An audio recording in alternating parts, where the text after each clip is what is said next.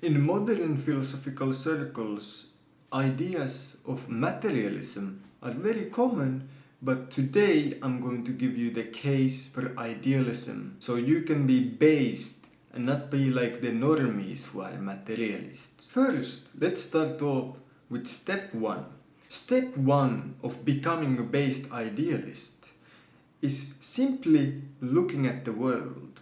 If we look at the world, we know that it's made of atoms.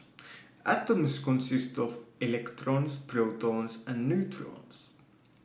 And so when we think about that, this table is no different than the air here. They're both simply electrons, protons, neutrons. And if you want to go even more fundamental, quarks.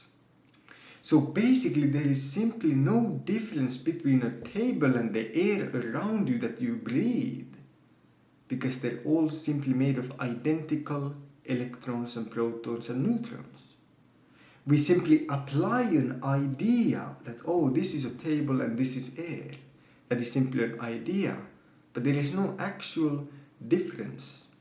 At the very core, everything is simply atoms and electrons. The same way actions are simply ideas.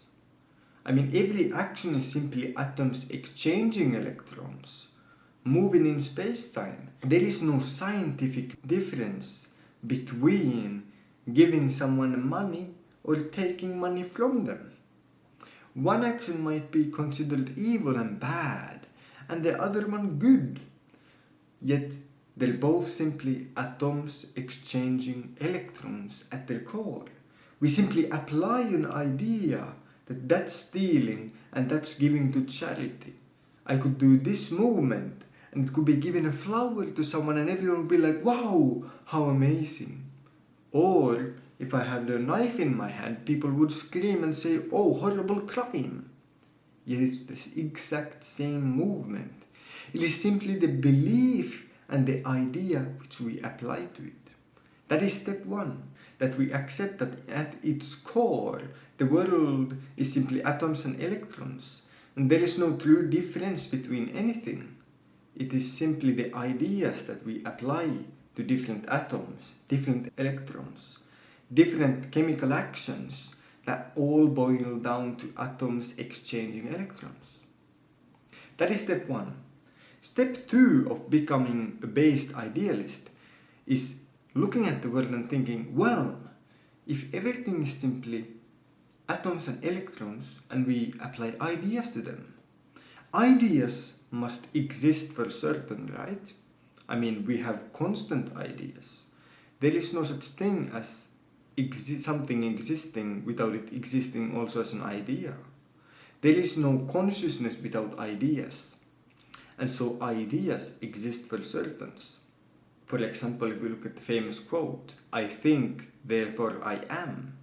It is simply an idea. You know that you exist in some form, even if it's just an idea, because you can think of it.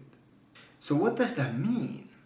Well, if we know that ideas exist for certain, something immaterial must exist, which is ideas. But does materia exist for certain? Sure, we can look at the world and say that, well, it looks like there is materia. And sure, that's a very reasonable take to have. But how do you know that this is not a simulation, a hallucination, that we're simply not living inside of an idea?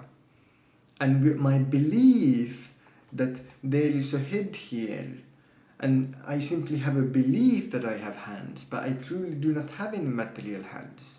I just believe that I cannot move my hand past my head, here, through my head, and therefore that idea stops me. Now, surely that might be ridiculous, surely that might be unlikely, surely the chances are that this is reality. But isn't that simply an idea? An idea that this is the real world? Yet you can never with absolute certainty prove that this is materia, and it's not just an idea. Aren't we at idealism now? Everything is simply ideas, immaterial? Because we cannot absolutely prove that the material world exists. But we can prove that ideas exist, because without ideas there is no materia either. So does this mean that we should all be philosophical idealists? All of these people in modern philosophical circles splitting materialism? Normies. Based idealism is the way to go. Hey, but that's just my idea. And I hope to hear if this raised any new thoughts in you. And maybe this can make you think a bit. Maybe the world is not that materialistic after all. Maybe idealism and Berkeley was right all along. Who knows? Anyway, thanks for watching and stay tuned for more epic philosophical ideas.